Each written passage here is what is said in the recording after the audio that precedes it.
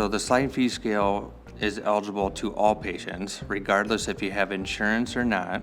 Typically what will happen if you have private insurance is any portion of the bill that is your responsibility, we'd be able to apply to the sliding fee discount, which is why it's very important that you provide your proof of income.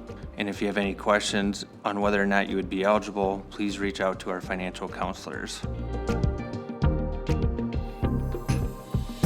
Current pay stubs and tax forms are the preferred method, as they're most accurate when calculating the gross income. So if you're paid bi-weekly, we would need your 2 most current pay stubs and 4 most current pay stubs if paid weekly. And if you are married, we do need the spouse's income as well. Social Security, you can provide your 1099, you can use tax forms, your bank statement, your SSI letter, whichever is the easiest for you to provide.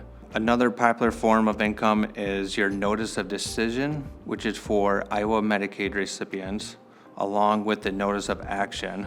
SNAP reports for Illinois residents and your food share report for Wisconsin residents, as it will show your gross earned and unearned income that you had used for the eligibility piece for the Medicaid.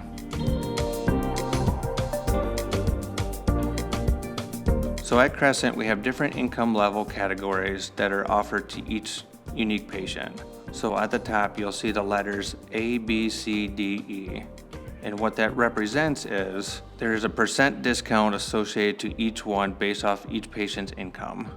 So when you're looking at the scale, the numbers on the left-hand side, the 1 through 8, is the number of people in the household that you would claim on your taxes if you were to file, or if you did file for your annual taxes. So for a patient making $25,000 a year for a family of 1, look on the left-hand side, you look for your 1, and then if your gross annual income is $25,000, the corresponding rate would be above.